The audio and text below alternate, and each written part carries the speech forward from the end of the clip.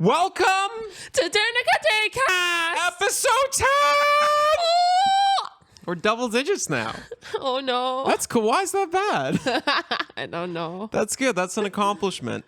I saw, I don't know if it's true, but when we were trying to do research and find out, should we do a podcast? Should we not do a podcast? And all that when we're planning last summer, I guess, actually. That's when we were thinking about the podcast, was during the summer. So summer 2021, this part's not exciting. Okay. Summer 2021, I was researching and someone said something like, most podcasts only make it to 8 episodes. So we've gone past that. We're better, not better. I mean, we are. We're great. But it's impressive that we've kept going. So good job, Monica. Good business handshake. Good business shake. This is a business handshake. Shake. This is our business. This is a handshake. Business. Handshake. Business handshake. Business handshake. Business. It's like our video that we did. What video? Where we do that handshake business. Oh, yeah. That was one of our early with TikToks. the money. Yeah. The fake money. Business. Yeah, that was yeah. And what it's like running a business, what people think we do, what we tell people we do, and what we actually do. Yeah. Yeah. Yeah. Yeah. And I think what we tell people we do is the business. I don't remember the video. I wore a wig for one of the shots. I had that blonde hair wig, I think. Oh. So that's pretty cool. That was something. Yeah. Yeah.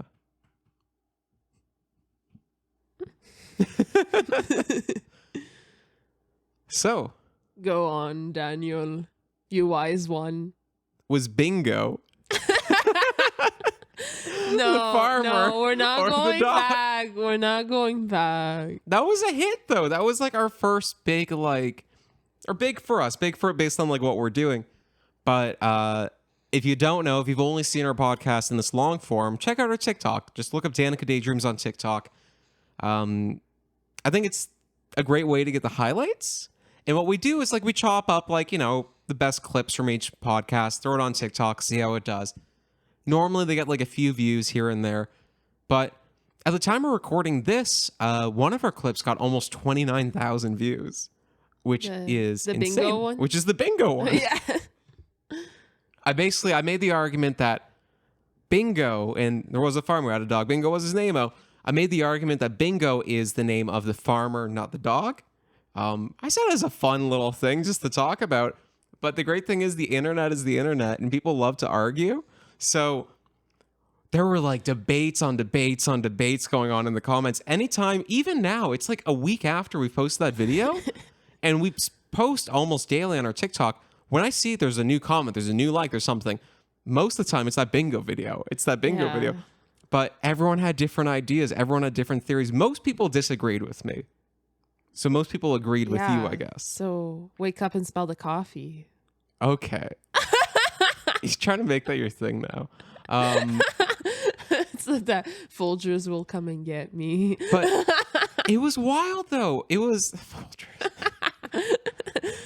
Folgers in your cup. Yes. Okay. They're not paying us yet. We still haven't heard from you, Folger. Anyways, but no, the bingo thing. I think it's people like to debate. People like to have little arguments on the internet. And algorithms really love that, right? They love it when they see engagement, basically. So I think that's why it really blew up. But it was interesting to see because the more people commented, the more people were seeing the video, which then led to more people commenting and went on and on and on. And we had some common things. We had, first of all, most people disagreed with me. Some people agreed. And some people were like, dude, you were right. When you said there was a farmer who had a house and Bingo was his name, you think it'd be the farmer. You're right with that, man. You're right. But then other people are like, dude, you're an idiot.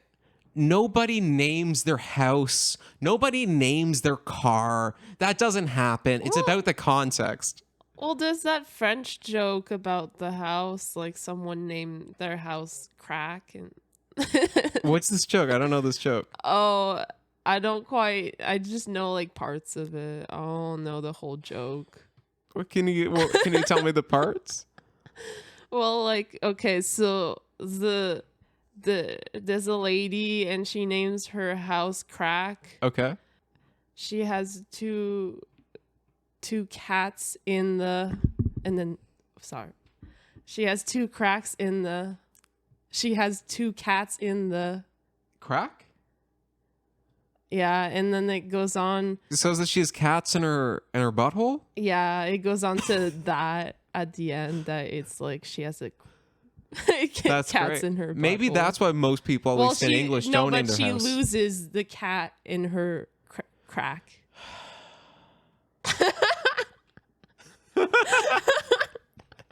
I like that. I like that. There was a lady who had some cats, and she put them in her crack. No, it's You can make a song. no, but it's I know she it's a names joke. her house Crack, And that's where the cats go. and then she loses her cat in the crack, and so it's her butt crack. And then it goes on, and then something sounds like butt crack, and then yeah. Someone should make one where there's a farmer named Bingo who has a house named Bingo who has a dog named Bingo. It should be Bingo, Bingo, Bingo. They were all named Bingo. Oh, another one. A lot of people got the farmer's name wrong. They said, we know the farmer's name. We know the farmer's name. Yeah, they And there were mixed two up popular two ones. songs. We had together. Old MacDonald. I had one guy, two people made videos responding to me. One guy agreed with me. One guy was backing up my stuff. And I'm like, yeah, man, cool. And another person, he was like, we all know the song. We already know the farmer's name. It's Old MacDonald had a dog and Bingo was his name-o. Just mixing up two songs, right? It blew me, yeah. Because the Old MacDonald had a farm. E-I-E-I-O, and on that farm. Yeah. Yeah, totally. Yeah. Yeah, that's the song. But we had And that's so many people. confusing.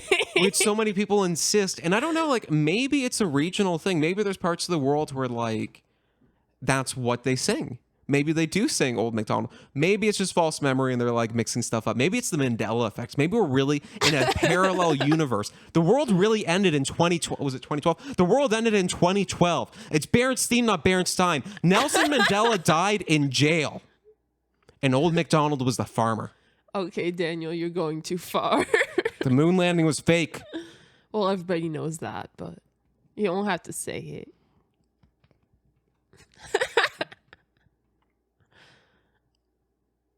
So, some people said the farmer's name was Old MacDonald, right? Which is wrong. But maybe there's parts of the world where it's taught that. Who knows?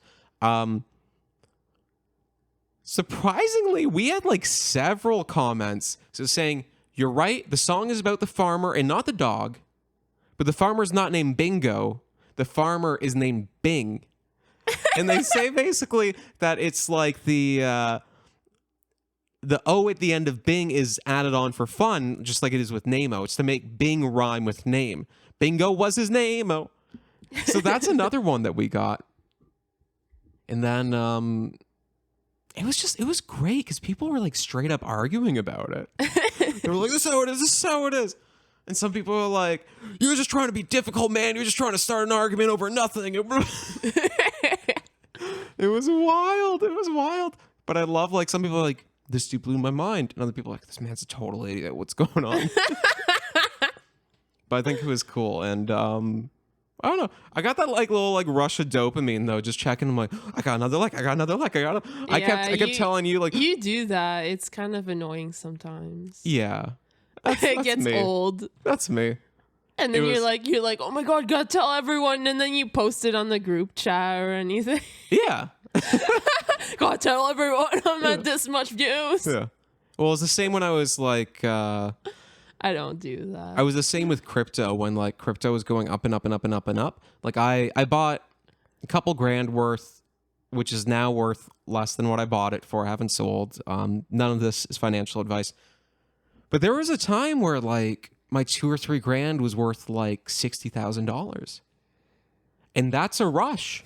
Just refresh. Oh my God, it's worth this now. It's worth this now. It's worth this. We had one day where my net value went up by $10,000, which for me is a remarkable amount of money. Yeah. Yeah. But then you didn't But then sell. I didn't sell any of it. Yeah. So here I am. But this ain't a crypto podcast. Boo. Yeah. But it was Yeah, I just get into stuff sometimes, you know? Yeah. That's just my brain. That's just kind of how it goes. That's me doing my Getting thing. into stuff too much. Yeah. So how's it going with you, Monica?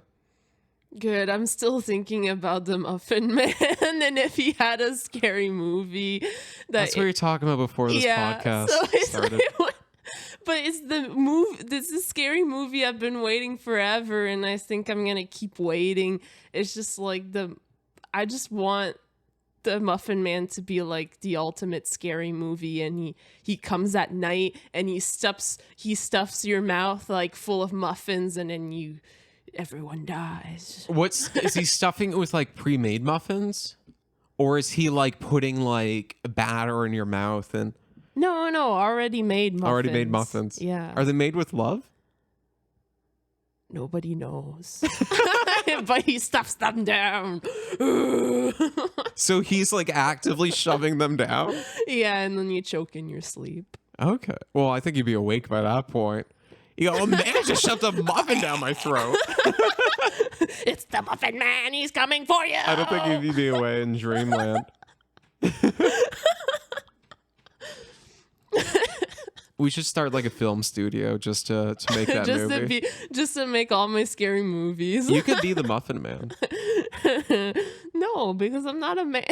You can like dress up or something. I guess I could dress up as a man. Yeah.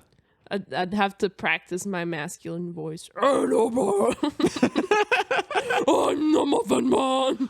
I love that that's your masculine voice. I'm coming for you. Like, is that just for the Muffin Man? Or like, do you think like if a random man goes to a store and says like, I would like some apples, is it, I would like some apples. Like, how does this work exactly? It sounds more like a mosh pit person. I'm at the concert. Yo, speaking of, we were just talking about this before the podcast as well. Do you remember we went to that concert? Okay, so I have a buddy. His name is Cody Drake. He's got music. I don't know if it's released yet, but he's working on music. Great guy, longtime friend of mine. Back from the days when I used to live in Guelph, and this was, what was it, a year ago, 2 years ago, something like that. One I don't day, remember when. one day in the past. In the past. One day in the past. I'm not telling this story right. Okay, so Yeah, tell it right, Daniel. Serious. Okay, I'm serious. So okay, so I have a friend who is making music. He's getting ready to like, he's working on his solo album last time I checked with him, and he invited us to like his first ever like solo gig, which was in Guelph. He invited me to, and like I'm from Guelph, but I live in Barrie. We live in Barrie right now. Yeah. And anytime I go to Guelph, it's like, it's got this like interesting vibe.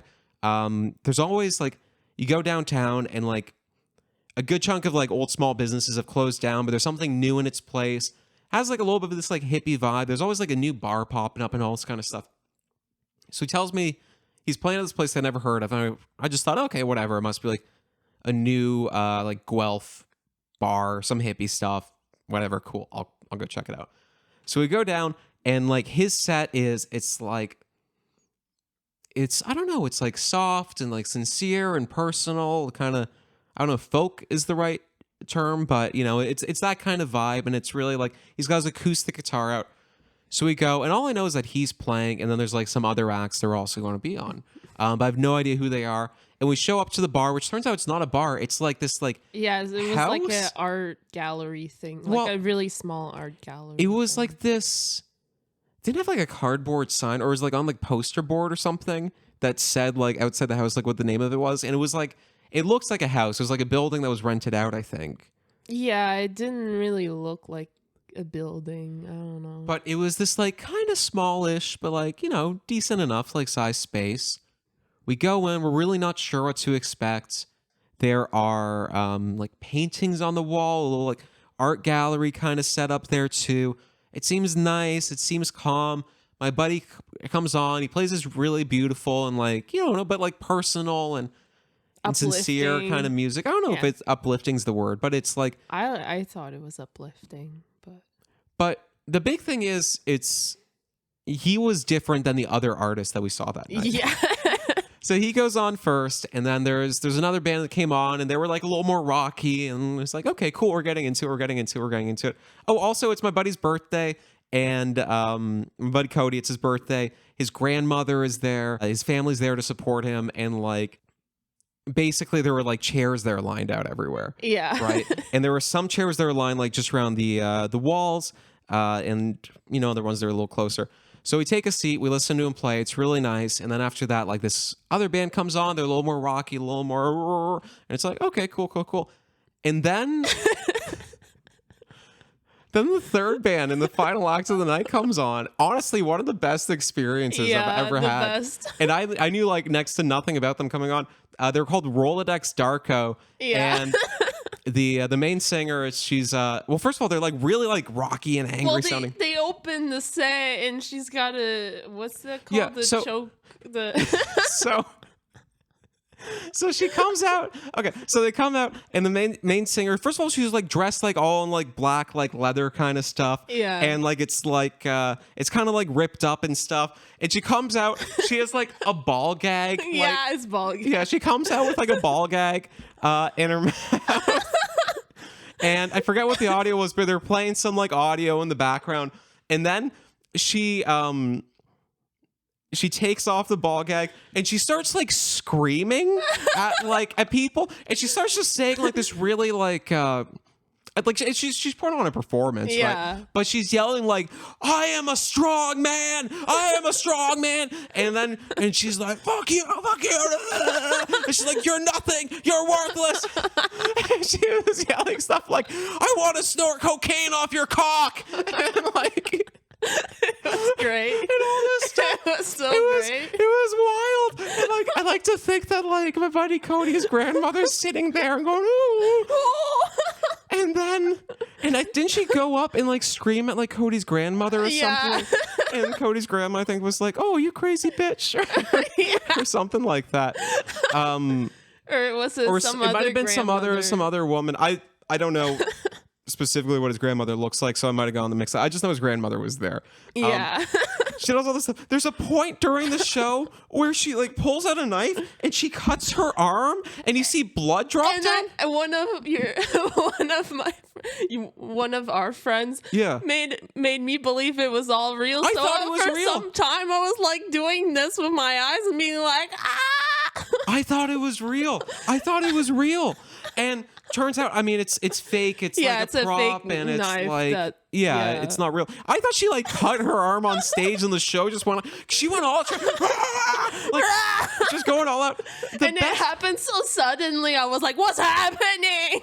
And all in this like unassuming little nice like art gallery kind of house, like it's off like the street and doo doo doo doo. And the best part is, so around the wall you have all these old people sitting down. All these old people sitting down. And then you have this angry music in the back, and a mosh pit forms. Yeah. And I thought someone was going to get hurt. It was like a foot away. There was just everyone. And it was so close from the old people. It was amazing. It was one of the best experiences I've ever had seeing a band.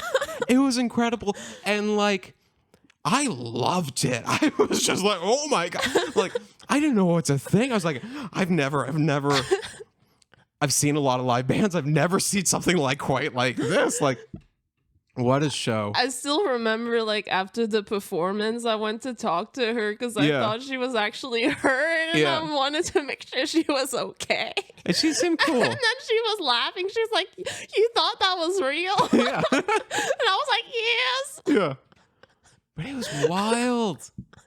That was a great show. That's so good. And I liked it because it was all on. I think I've said before, like, I think she showed me the fake blood after the performance. Did she? was like, yeah. yeah.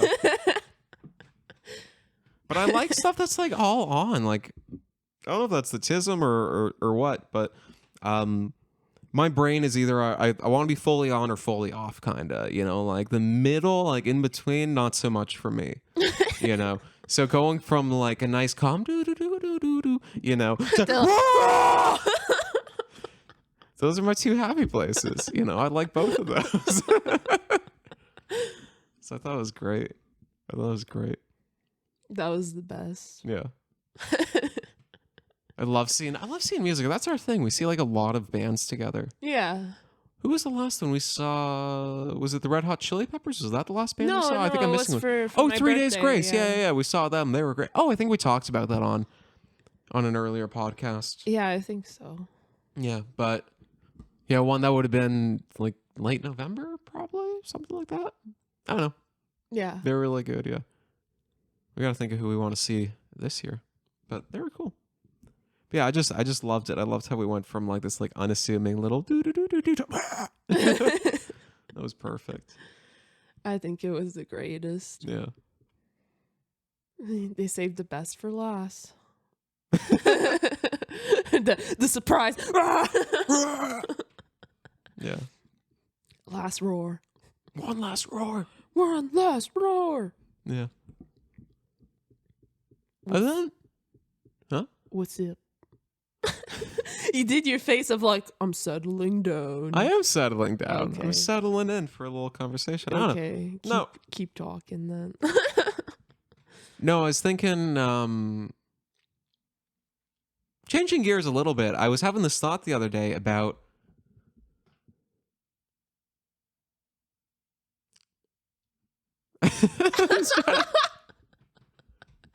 No, I was just thinking about my experiences working sales jobs as somebody who's autistic, and also as also my experiences being like diagnosed like late in life with autism. Not late in life, but like It's not that late. it's not that late, but it's Your mom got diagnosed late. yeah, my mom got diagnosed at like 50 or something like that. And I was diagnosed at 23, but like a month before like turning 24, like weeks before turning 24.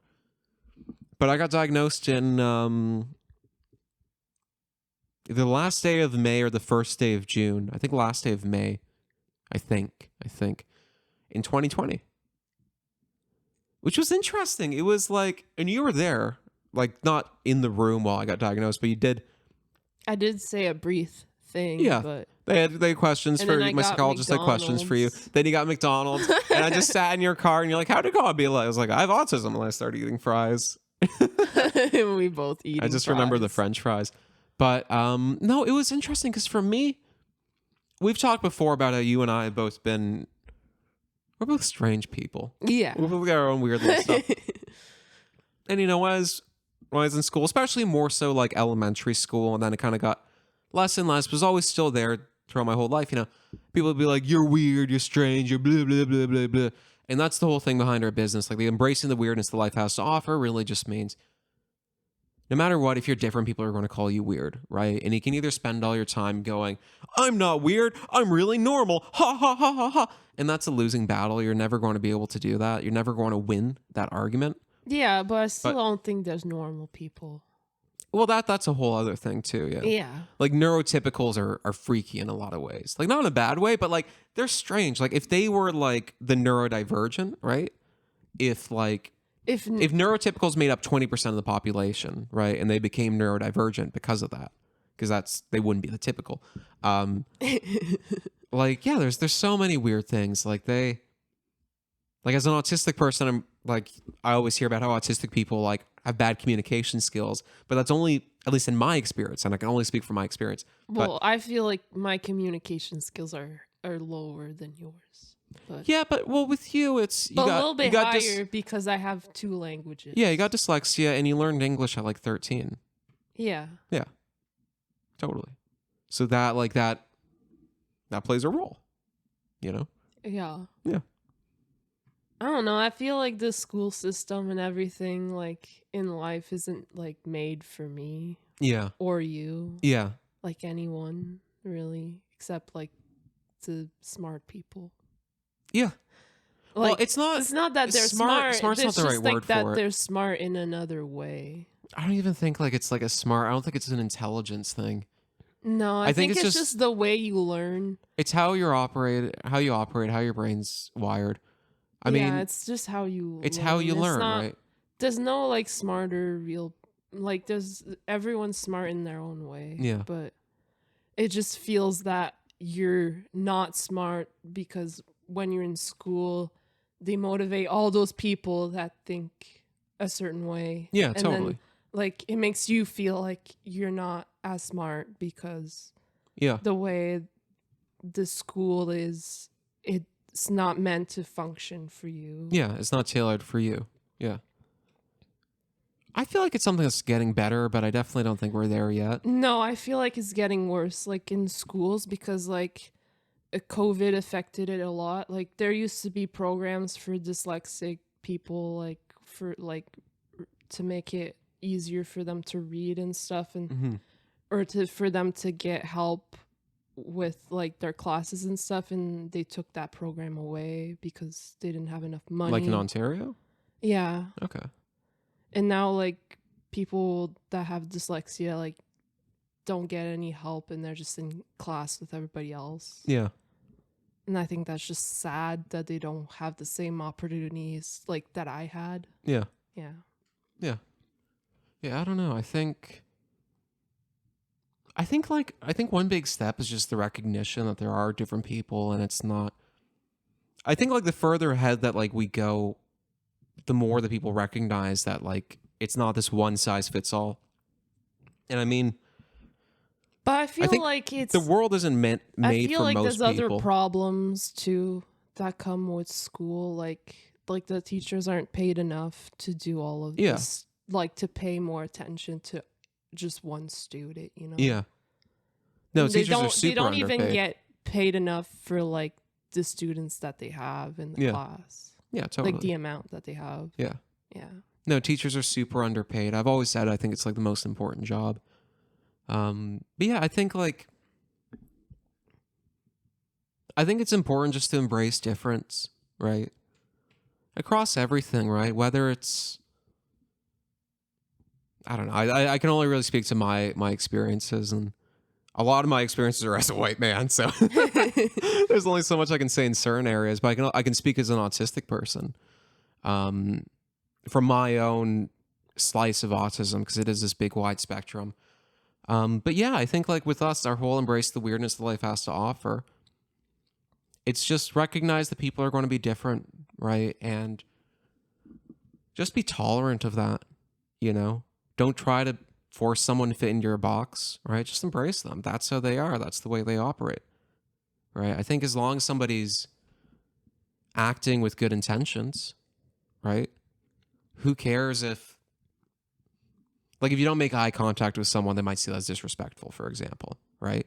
Or if you use like a certain tone in your voice, or if you, one common one is,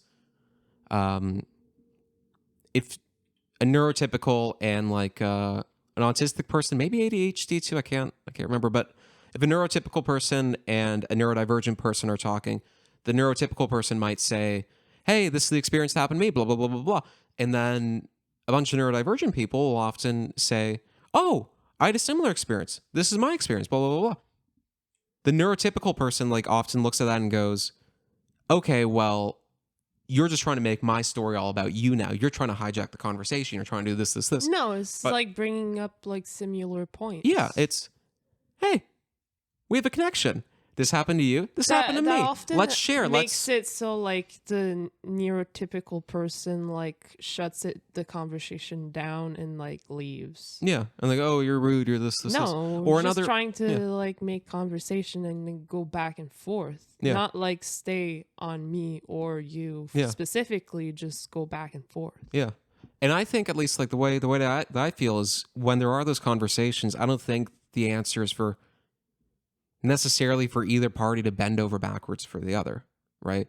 If I'm having a conversation with a neurotypical person and they tell me an experience happened to them, I don't need them to ask me about if I had something like that happen to me. I don't need them to cater to me in that regard.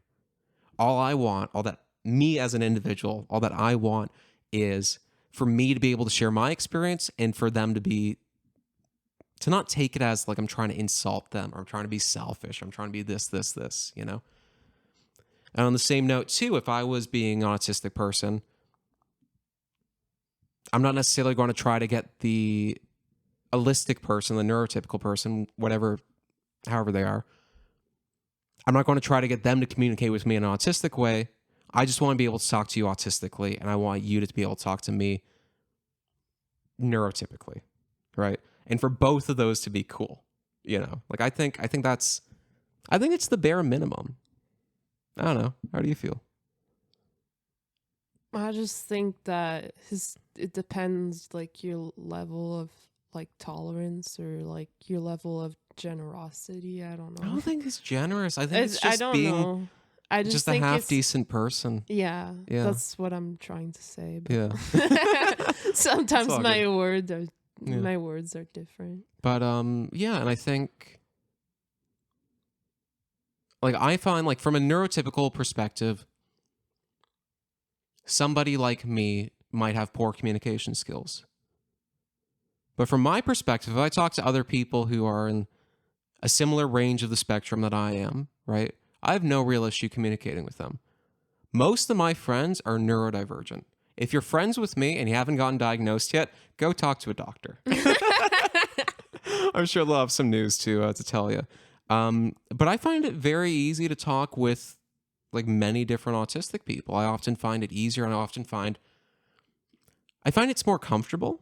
Yeah. Like I will sometimes have conversations with someone that I'm like, you're probably autistic, and I find maybe it's just I feel like I don't need to mask as much, but I can talk to an autistic person easier than I can talk to a neurotypical person in many situations, just the same as a neurotypical can talk to another neurotypical easier than they can talk to an autistic, right? But I don't think that means that I'm better or worse at communicating. I think it just means that I have a different style of communication, right? And autism is a wide spectrum, very wide. I'm just talking about my own experiences here. But I mean, I have multiple friends on the spectrum, and they're very easy for me to talk to. Sometimes they talk about the same thing for long periods of time, and sometimes I do the same. I get annoyed. And sometimes I do the same. I get annoyed real fast. But I do the same too when I'm editing this podcast. And I mean, this is definitely going to be one of the situations too. I'll go, I just talked to Monica for 5 minutes straight about robots, and she didn't say anything. Because I was annoyed. Yeah.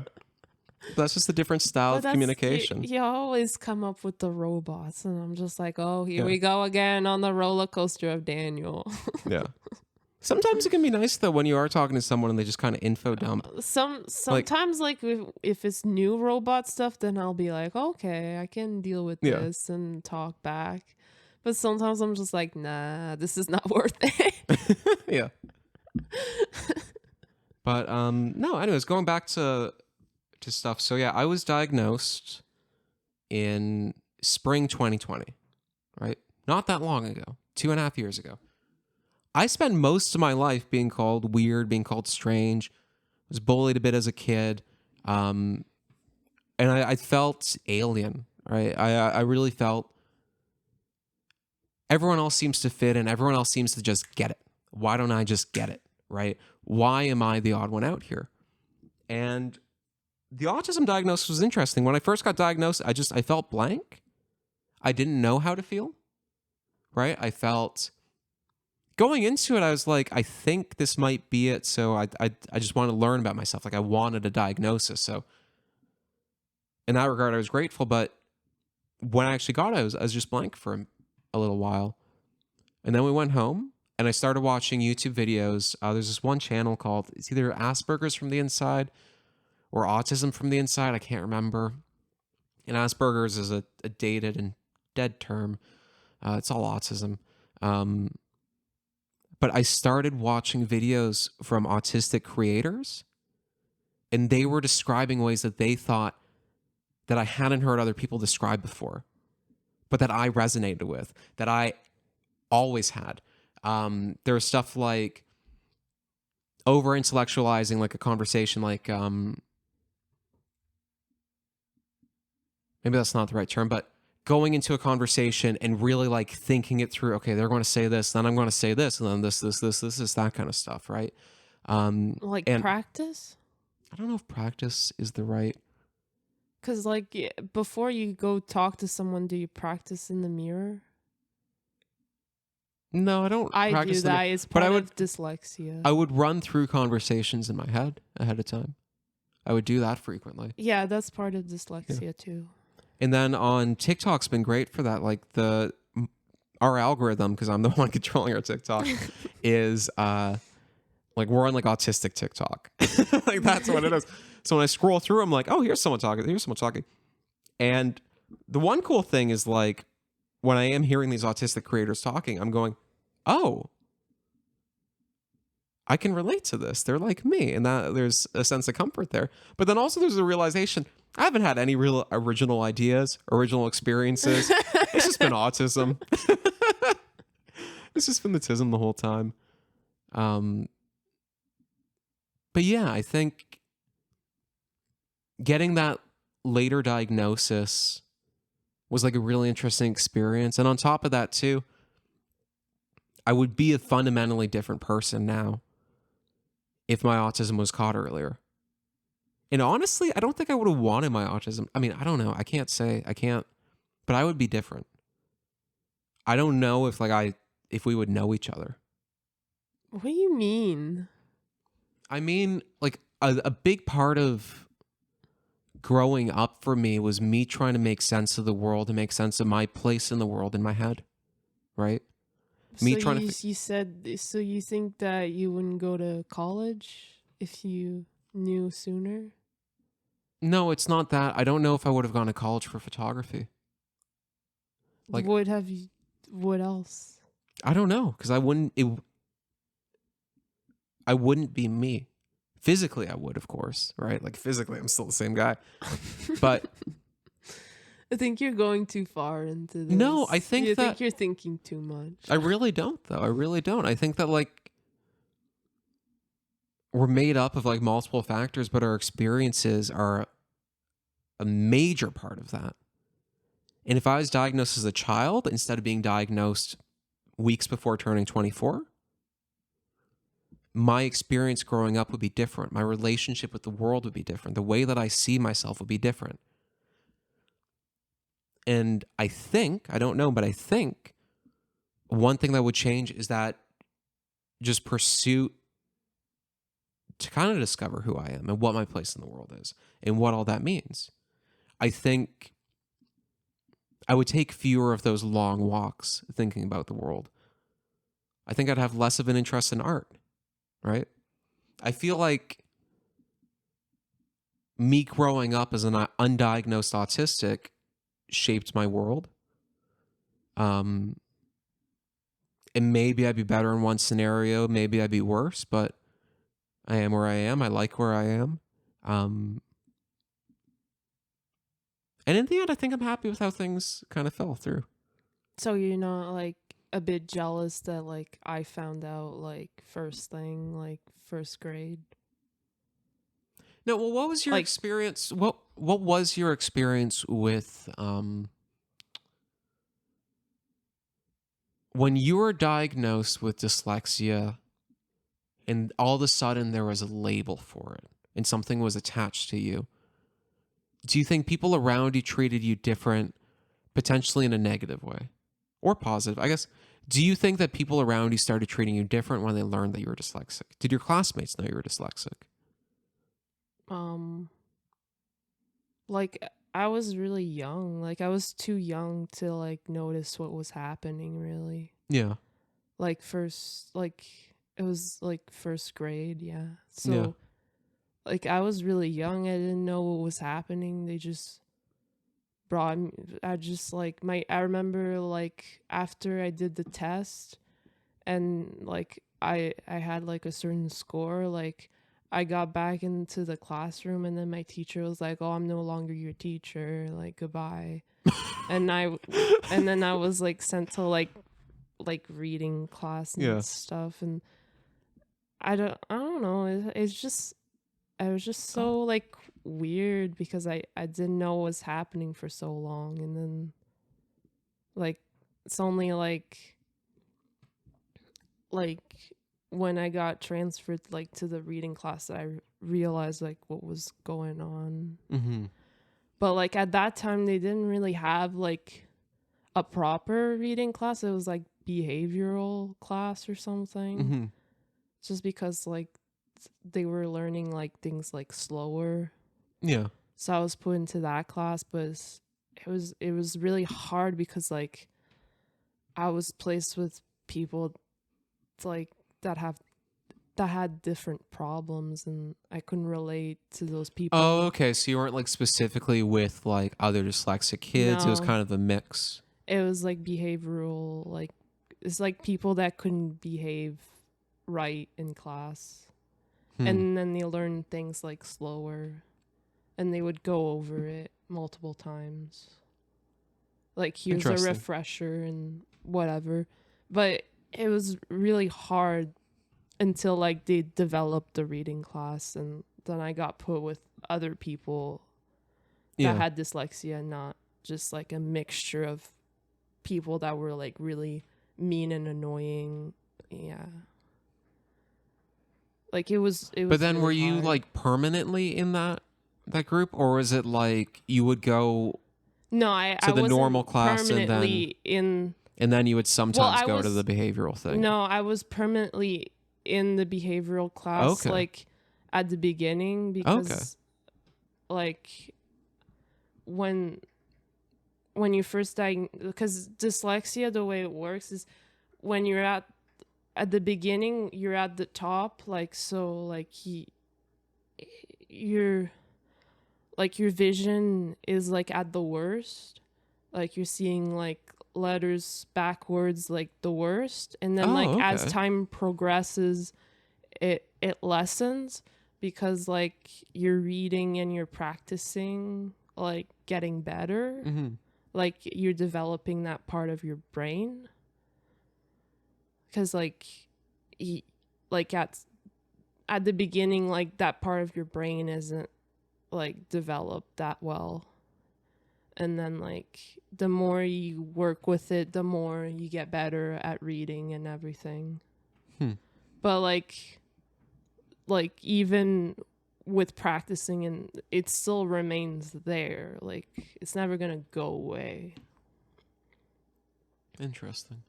It just gets better with time. Yeah.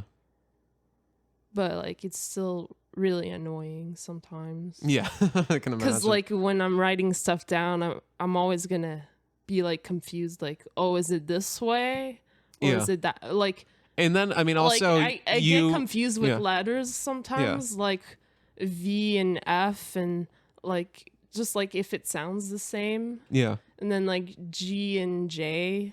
Mm-hmm. That's a big one for me. I still mistake those two, and then like. And as someone who learned English as a teenager, right? Yeah, I learned English with a card game. Yeah. It was like there's like 3 letters on one card, and then there's 3 letters on another card, and you have to make them together to make words. Yeah. But I feel like it was tough because like I never really had any friends like growing up. Yeah. Like it really separated me because like of And- like the label of the class, and like as time progressed, like I got out of that class because like they made like an actual reading class, and then it was like I wasn't stuck in that one class. I could go like with like the normal grade people and like do all the classes except for math in like French. Yeah. I could like do all the classes except those 2. I would be sent to like reading classes, like this other class where they would focus more and like make it so like I understand better. Yeah. And then like when it comes to high school, then it was more like it was more hard because I had to take like I had to be like at a lower, like, because I was like at college level. Yeah. And then for like French sometimes and math, I would go like lower than that. Yeah. Because Well, French is a hard one. You got to find out if that chair is a man or a woman. You got to think about all the little accent aigus. I still hate writing in French. Yeah. It's not fun. I can't imagine it is. Like, I can talk it fine and I can talk English fine too, but when it comes to writing both of those, I'm just like, eh. Yeah. I think I mean you've seen one very small part of me writing French is the word fiance.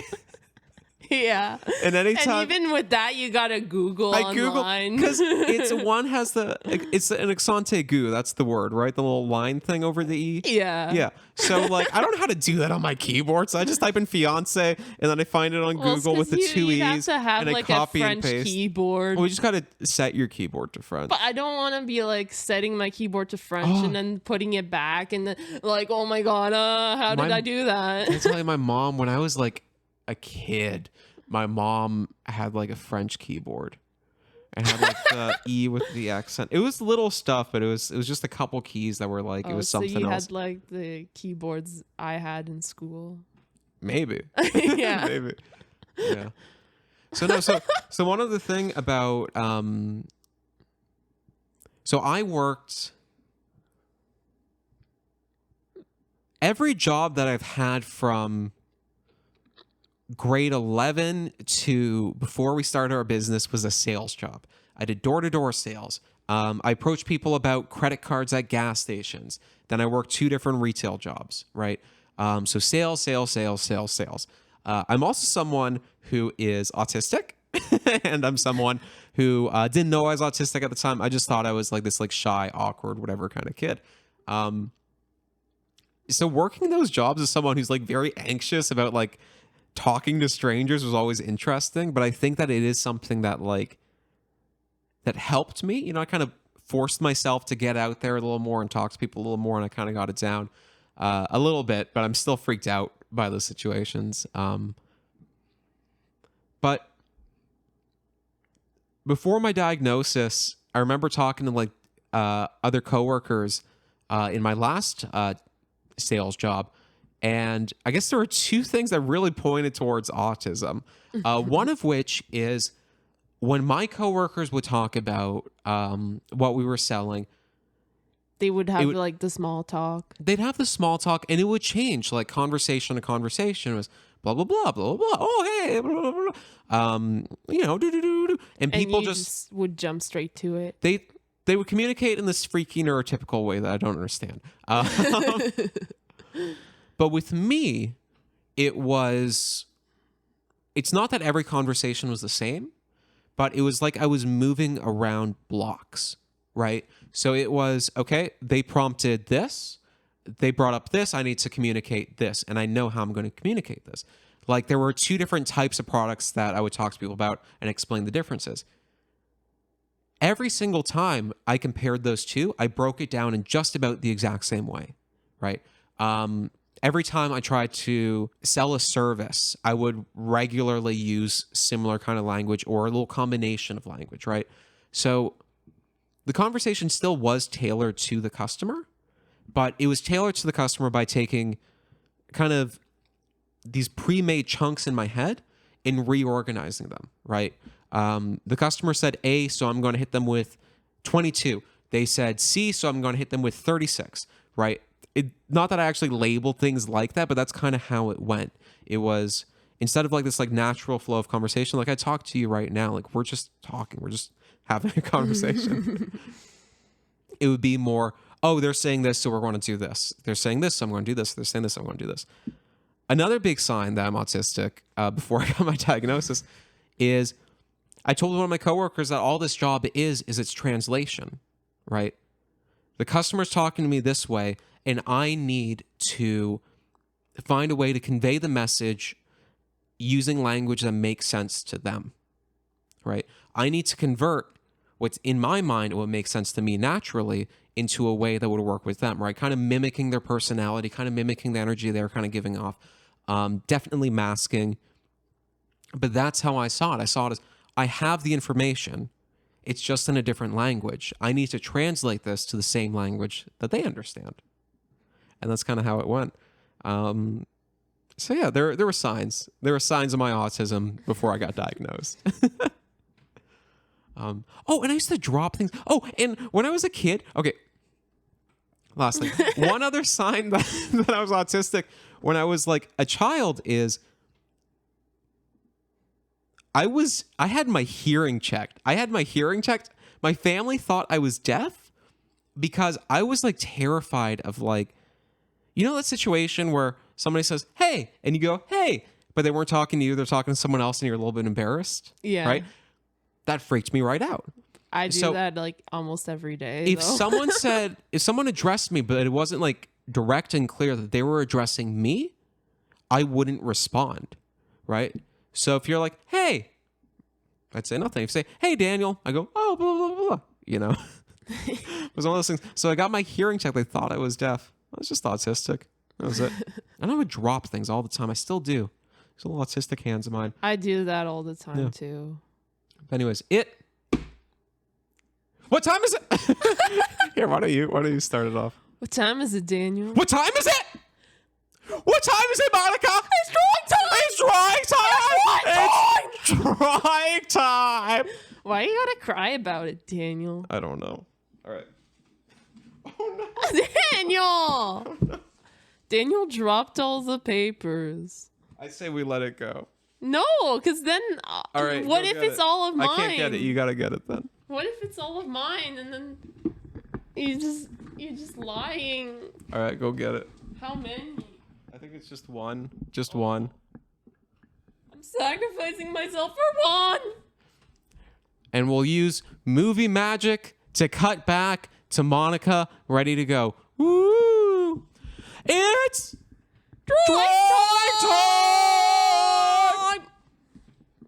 Monica, would you like to shake? Shake, shake, shake, shake, shake, shake!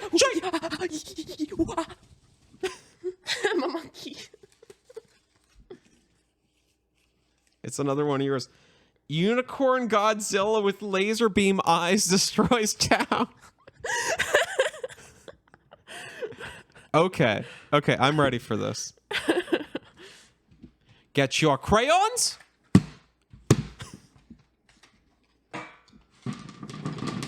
Oh no, I got the broken one. Are we still doing the broken one? Also, let's pay back. Let's Can revenge. I have pink or blue? Yeah, you can have some pink. Our last pinks. I'd like some pink, sir. So once again, this is Unicorn Godzilla with laser beam eyes destroys town.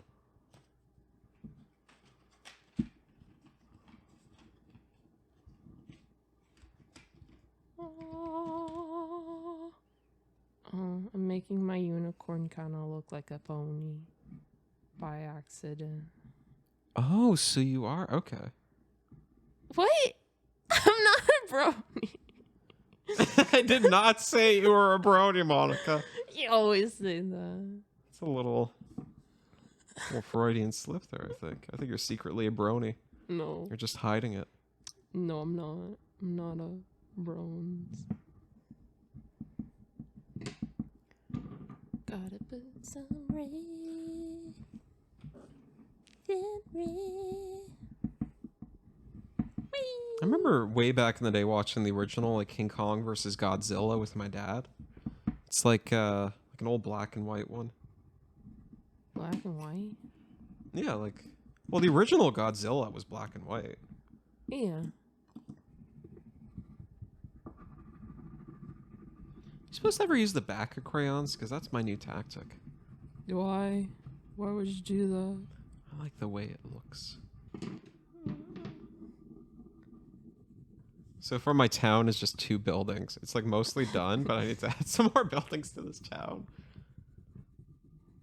I gotta put the buildings in.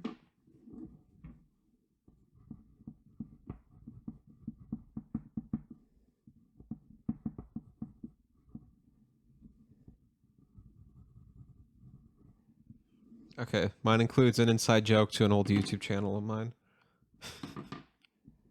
Actually, a current YouTube channel of mine that's been rebranded.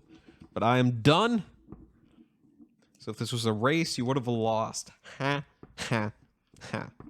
Unfortunately, it's not a race. It's an art contest. So, I'm almost done. yeah. All right. As long as you believe in yourself. And the heart of the cards. Monica, in this household, we believe in the heart of the cards. Do we? Yeah, of course. Yugi is the one true god. I guess except for the Egyptian gods, like the Egyptian god cards. Why do you have my half of this white crayon? Who knows? Stealer? Maybe I'm just too lazy with my repacking. I just saw your sorry. I shouldn't look. I will look away. No! What happened? Broke it. Poor Monica. Oh my fault.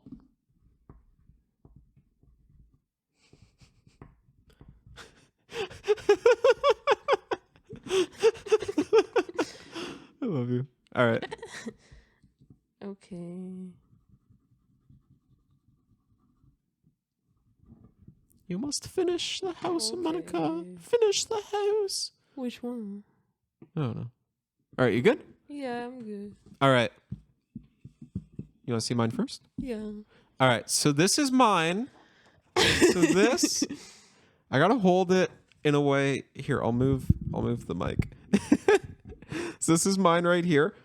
So first of all, at first I was just going to have it look like a normal unicorn, but then I realized, nah, it's a unicorn Godzilla, so it's green. It's also got fire coming out of its mouth. Ooh. But it does have the laser beams. It's got its horn. It's got its little legs, and it's got some cool spikes right here. Big angry mouth. And this girl is with her dad, and she's saying, "Look, Dad, a pretty pony." And she's saying, "Run, Sally, run!" And they got building is on fire. And then this is an inside joke. I have a YouTube channel. My own personal channel used to be called Unicorn Chair. Is no longer called Unicorn Chair, but I put in a chair store. And they're saying, "It's our lucky day," because the unicorn has arrived. So this is mine. It is a work of true art. And it's pretty cool. It's pretty neat. It's a very neat drawing. Now let's see yours. Okay, so I made it look like a pretty... This guy's huge. Yeah, I made him look like a slug, kind of like sluggy, like unicorn Godzilla. Okay. And Slugzilla. yeah, and then this is like in one of the houses, and he's saying, "No, not me." But why is he got his window open? Yeah. So he's like looking out, like he's like sticking his head out, going, "Oh no, laser beam!" Oh no, not me. And then there's the one Seems guy irresponsible. in a tower building, and he's saying, "Why, Jesus, why?" Yeah. Your God can't save you now. Your God can't save you now. Not from Unicorn Slugzilla. Yeah, unicorn slugzilla. Yeah. That's pretty cool. I do have to admit, I gave him tiny hands. your Unicornzilla probably looks a little better than mine. I gave him tiny hands. But mine's like a T-Rex. I didn't realize that till now. Yeah. Like a T-Rex. Beautiful. All right, vote in the comments. Which one do you like more? Do you prefer Monica's Unicorn Slugzilla, or do you prefer mine? Mine's flying, which is pretty cool. Yeah, but mine has T-Rex hands. Mine is breathing fire as well. And vote in the comments below. Which one do you like better? And yeah. This has been the Danica Daycast, episode 10. And if you like our apparel, go to Danica Daydreams. .ca. Yeah. Yeah, we got bear art. It's all bear themed right now. In a few months, it won't be. It'll be something else. So buy it before it's gone. Yeah. And this has been a good Daycast. This has been a cool one. It's been a different one, Yeah. you know, but it's been cool. I've enjoyed this. All right. That is it. So long. Farewell. Goodbye. Goodbye. Goodbye. Don't leave us. Don't leave us. Goodbye. Goodbye.